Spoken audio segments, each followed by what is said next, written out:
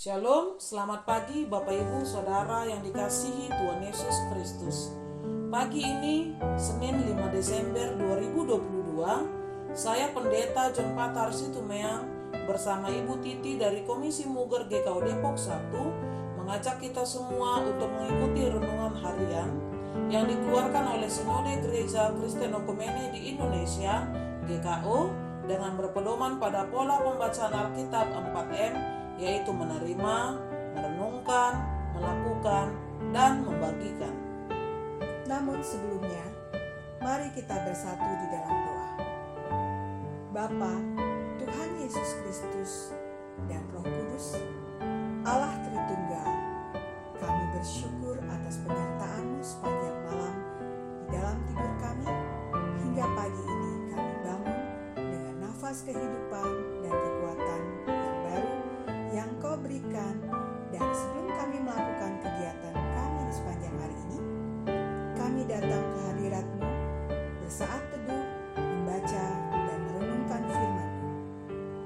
Hati dan pikiran kami dalam kuasa Roh Kudus, sehingga dimampukan untuk memahami firman-Mu serta setia melakukannya dalam kehidupan kami.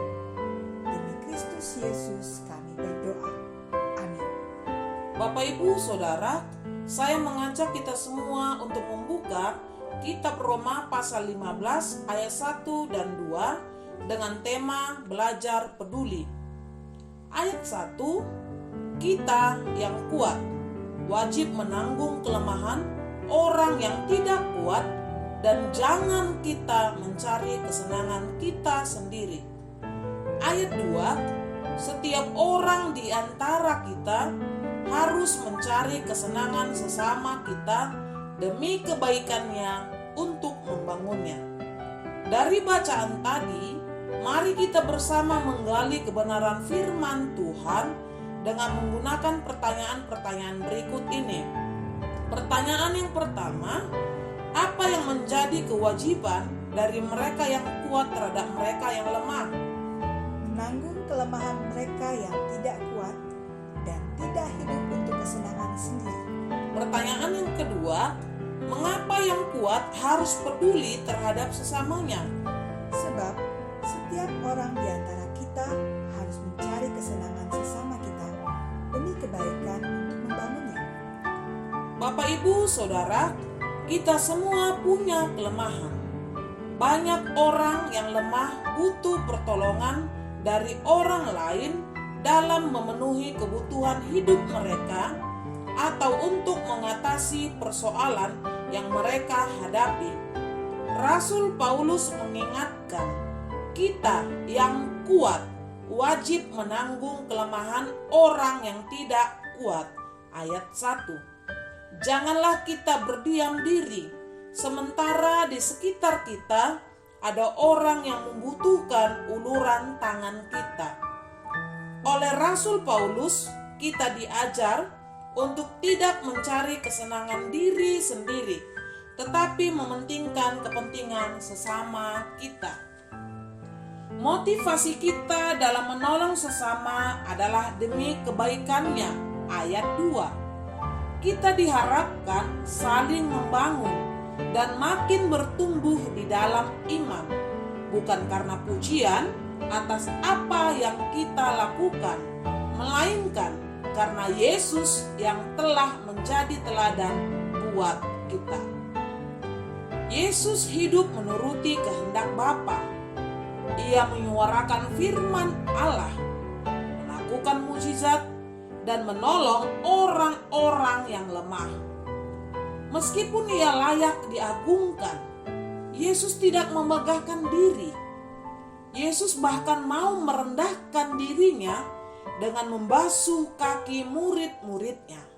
Itu kita dapat baca dalam Yohanes 13 ayat 1 sampai 20. Ingat, membasuh kaki biasa dilakukan oleh pelayan atau budak pada zaman itu.